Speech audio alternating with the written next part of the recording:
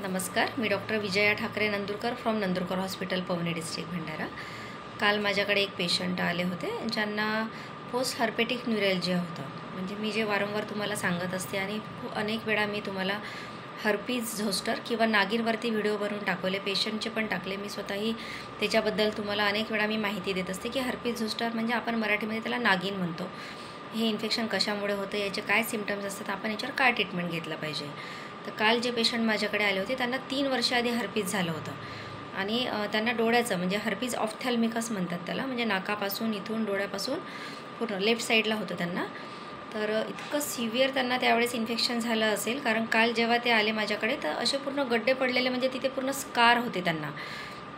जसं आपण आधीच्या काळात बघायचो की देवी झाली म्हणायचं किंवा स्मॉल पॉक्स जे म्हणतो आपण, तर ते व्रण जसे दिसायचे चेहऱ्यावरती, सेम हा हर्पीज झोस्टरसुद्धा एक व्हायरल इन्फेक्शन आहे जे आपल्या एका नसेला डॅमेज करतो, कुठल्या पण बॉडीच्या नर्व्हजला हे डॅमेज करते आणि त्याच्यामुळे त्यांना इतके सिव्हिअर तिथे स्कार झाले होते। आणि असं नाही की त्यांनी डॉक्टरांकडे जाऊन दाखवलं नाही, परंतु आपण नेमकं काय ट्रीटमेंट घेतलं पाहिजे हे आपल्याला समजलं पाहिजे। कारण जर तुम्हाला कुठलाही त्रास असेल, लवकरात लवकर येऊन त्याचं निदान करणं जरुरी आहे। अनेक वेळा काय होतं की हे हर्पीजचं निदान डायग्नोसिसच बरोबर होत नाही। अनेक डॉक्टर्स सांगतात कोणी पालीने सू केलं म्हणून तिथे इन्फेक्शन झालं, कारण जळल्यासारखे पाणेरे फोडे येतात, किंवा कोणी म्हणतं कातींचं इन्फेक्शन झालं। मग ते घरगुती उपाय किंवा असंच टेम्पररी आपण काही ना काही ते घेत राहतात किंवा ते दिवस त्याच्यामध्ये वाया जातात।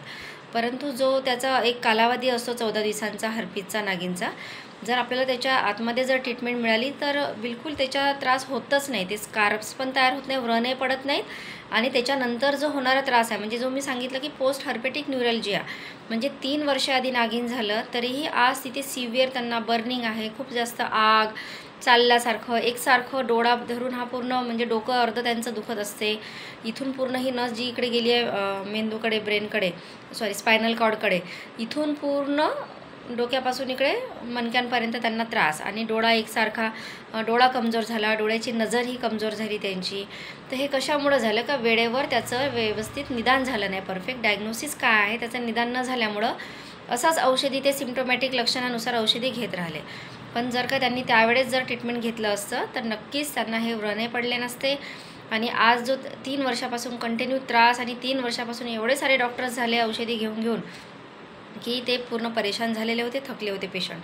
खूप साऱ्या फाईल्स आपण डॉक्टरच्या घेऊन येतो, मग त्याच्यासाठी CT स्कॅन करा, MRI करा, एवढं करण्याची काहीच आवश्यकता नाही। इतकं सिम्पल साधं आहे ते की आपण जर सुरुवातीलाच योग्य ट्रीटमेंट घेतली, आजाराचं जर व्यवस्थित निदान जर व्यवस्थित लवकर लागलं तर नक्कीच तर तुमचं जळापासून लगेच आराम होते।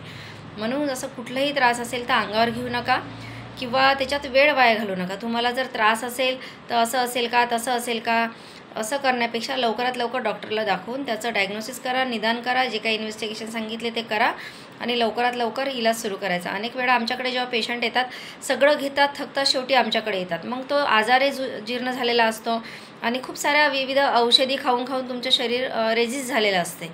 मग अशा वेळेस आराम व्हायला वेळ लागतो। म्हणून लवकर जर तुम्ही आले, लवकर जर ट्रीटमेंट घेतली तर नक्कीच लवकर त्याच्यामध्ये फायदा होतो। साधा म्हणजे साधं हर्पीज झोस्टर एक व्हायरल इन्फेक्शन, त्याचं एक एवढं सिव्हिअर प्रॉब्लेम होऊ शकतं की तुमचं काम हॅम्पर होते। तुम्ही रोजचं तुमचं जे रुटीन आहे, तुम्ही कुठे नोकरी करत असाल किंवा तुमचं काही बिझनेस असेल, वर्किंग असेल, तर तुम्ही सगळं डिस्टर्ब होऊन जाते आणि त्याच्यामध्ये आपण मानसिकदृष्ट्या, आर्थिकदृष्ट्या पेशंट थकून जातो, कारण या डॉक्टरकडे, त्या डॉक्टरकडे।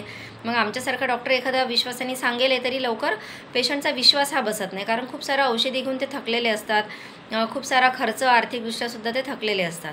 म्हणून लवकर डायग्नोसिस, परफेक्ट निदान, की पेशंट आल्याबरोबर बघितल्याबरोबर लक्षात आलं पाहिजे की याला काय आहे, त्याची पूर्ण हिस्ट्री स्वतः डॉक्टरनेही सांगायला पाहिजे की तुम्हाला हे असं झालं आहे का, किंवा अशाने असं आहे का।